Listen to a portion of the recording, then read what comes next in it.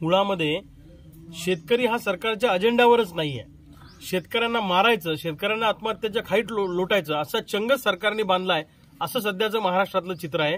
बोरी आडगाव तालुका खामगाव येथील शेतकरी गेल्या 5 दिवसापासून खामगाव तालुका दुष्काळग्रस्त जाहीर करून कर्जमुक्ती करा आणि 100% पीक विमा द्या या मागण्या घेऊन उपोषणाला बसलेत। 5 दिवस झाले या शेतकऱ्यांना बघायला सरकारकडे वेळ नाही, नुसतं थातूरमातूर गोष्टी करून या ठिकाणी उत्तरं दिल्या जात आहेत। या शेतकऱ्यांची तब्येत खालावलेली आहे, त्यांच्या जीविताला धोका तयार झालेला आहे। असं असताना सरकार जर त्यांची दखल घेणार नसेल तर या सरकारला चाटायचं का?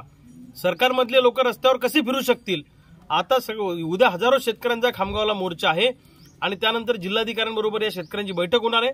त्या बैठकीत काही तोडगा निघाला तर ठीक, अन्यथा बोरी आडगावचे उपोषणाला बसले शेतकरी एकटे नाही, उभ्या बुलढाणा जिल्ह्यातले आणि महाराष्ट्रातले शेतकरी यांच्या आंदोलनाच्या समर्थनार्थ आम्ही रस्त्यावर उतरल्याशिवाय राहणार नाही।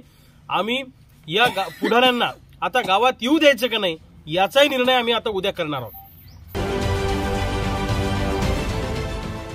देश विदेशातील प्रत्येक घडामोडींचे लाईव्ह अपडेट मिळवण्यासाठी आता साम टीव्हीच्या सर्व सोशल मीडिया प्लॅटफॉर्मला लाईक, फॉलो आणि सबस्क्राईब करा। तसंच सर्व नोटिफिकेशनसाठी बेल आयकॉन प्रेस करायला विसरू नका।